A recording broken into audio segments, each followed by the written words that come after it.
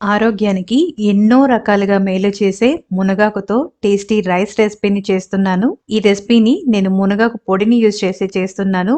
ముందు ఒక table spoon అవిసె గింజల్ని లో ఫ్లేమ్ లో వేయించుకొని పూర్తిగా చల్లారనివ్వాలి. హాఫ్ టేబుల్ స్పూన్ ఆయిల్ ని వేసి 2 టేబుల్ స్పూన్ల శనగపప్పు, 1 టేబుల్ స్పూన్ మినపప్పుని వేసి ఇవి కాస్త ఫ్రై అయ్యాక హాఫ్ టేబుల్ స్పూన్ ధనియాలను కాస్త ఫ్రై చేసుకొని 1 టీ స్పూన్ జీలకర్ర, 12 ఎండుమిరపకాయలని వేసి కాస్త ఫ్రై చేసుకోవాలి. క్లీన్ చేసి నీడలో ఆరబెట్టి పెట్టిన మునగాకు 1 కప్పు వేసి కాస్త క్రిస్పీగా ఫ్రై అయ్యాక వీటిని పూర్తిగా చల్లారనివ్వాలి. తర్వాత ఫ్రై చేసుకున్న వీటన్నిటిని వేసి 7-8 వెల్లుల్లి రెబ్బలు, కొద్దిగా చింతపండు, రుచికి తగ్గ ఉప్పు, కొద్దిగా పసుపుని వేసి మెత్తని పొడిగా గ్రైండ్ చేసి పూర్తిగా చల్లారాక ఎయిర్ టైట్ కంటైనర్ బాక్స్ లో స్టోర్ చేసుకోండి.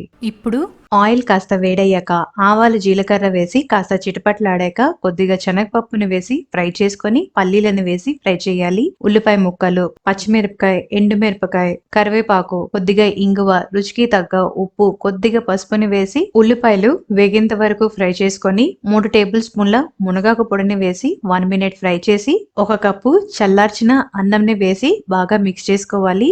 అంతే, టేస్టీ మునగాకు రైస్ రెడీ.